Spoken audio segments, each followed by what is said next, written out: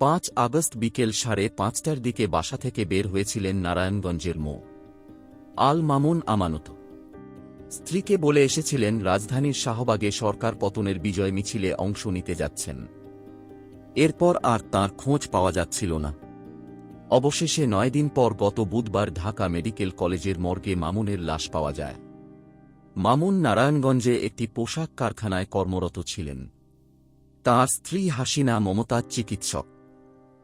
এই দম্পতির 2 মেয়ে। একজনের বয়স 7 বছর, আরেকজনের এখনও 2 বছর হয়নি। মামুনের মা, বাবা বেঁচে নেই।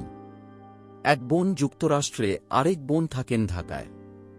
ভাইয়ের মৃত্যুর খবর পেয়ে দেশে রওনা দিয়েছেন যুক্তরাষ্ট্রে থাকা বোন।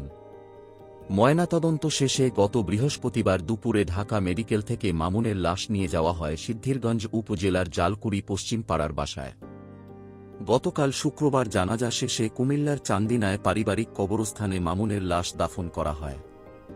সরকারি চাকরিতে কোটা সংস্কারের দাবিতে আন্দোলনকে ঘিরে সামাজিক যোগাযোগ মাধ্যম ফেসবুকে বেশ সক্রিয় ছিলেন মামুন। 5 আগস্ট এক পোস্টে তিনি আন্দোলনকারীদের উদ্দেশ্যে লিখেছিলেন, পুরো বাংলাদেশ আজ মুক্তির দাবিতে একতাবদ্ধ। এখন তারা মৃত্যুর ভয় ভুলে গেছে। যে কোনো অন্যায়, জুলুমের বিরুদ্ধে রুখে দাঁড়ানোর চেয়ে গর্বের আর কি হতে পারে। এ আন্দোলনে অংশ নিয়ে স্বৈরাচার মুক্ত করে স্বাধীনতার জন্য কেউ জীবন দিলে সৃষ্টিকর্তা তার প্রতিদান দেবেন। 5 আগস্টের কথা উল্লেখ করে হাসিনা মমতাজ বলেন, তাঁর স্বামী ওই দিন সকালে বাসা থেকে বের হয়ে বেলা 3টার দিকে বাসায় ফেরেন। বিকেল 5:30টার দিকে জানান, তিনি শাহবাগে যাচ্ছেন, বাসায় ফিরতে রাত হতে পারে। এরপর আর কোনো কথা হয়নি। হাসিনা মমতাজ বলেন, স্বামী মরে গেছে, ভাবিনি।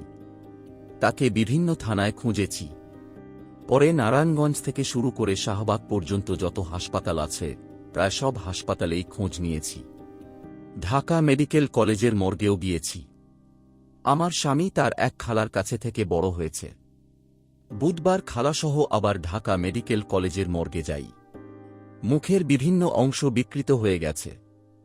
খালা লাশের হাত, পা এবং মুখের বিকৃত হয়নি, সেরকম একটু অংশ দেখে বুঝতে পারেন এটাই মামুনের লাশ।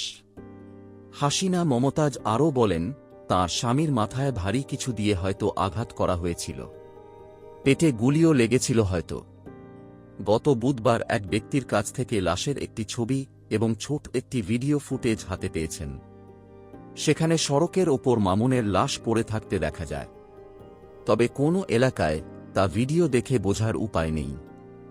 মুঠোফোনে কথার এক পর্যায়ে হাসিনা মমতাজ জানালেন, স্বামীর খোঁজ জানাবে বলে 2 প্রতারক তাঁদের কাছ থেকে 2 দফায় প্রায় 40,000 টাকা হাতিয়ে নিয়েছে। প্রমাণ হিসেবে মামুনের মোবাইল থেকে ফোনও দিয়েছে এক প্রতারক। তিনি আহত হয়ে ফেনীতে আছেন বলে জানালে পরিবারের সদস্যরা তাঁর খোঁজে ফেনীতেও গিয়েছিলেন। তবে মুঠোফোনে টাকা পাঠানোর পর থেকে ফোনটি বন্ধ পাওয়া গেছে। প্রতারকদের একজন নিজেকে ফেনীর হাইওয়ে পুলিশ বলে পরিচয় দিয়েছিলেন। পরে সেখানে গিয়ে জানতে পারেন, পুলিশের পক্ষ থেকে কেউ ফোন দেয়নি। মামুন যে মোটরসাইকেল নিয়ে বের হয়েছিলেন, সেটিও পাওয়া যায়নি।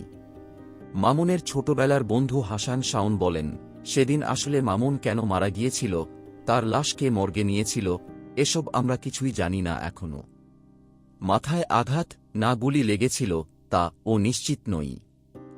এখন তো লাশের দিকে তাকানো যাচ্ছে না। ময়নাতদন্তের রিপোর্ট হাতে পেলে হয়তো কিছু জানা যাবে।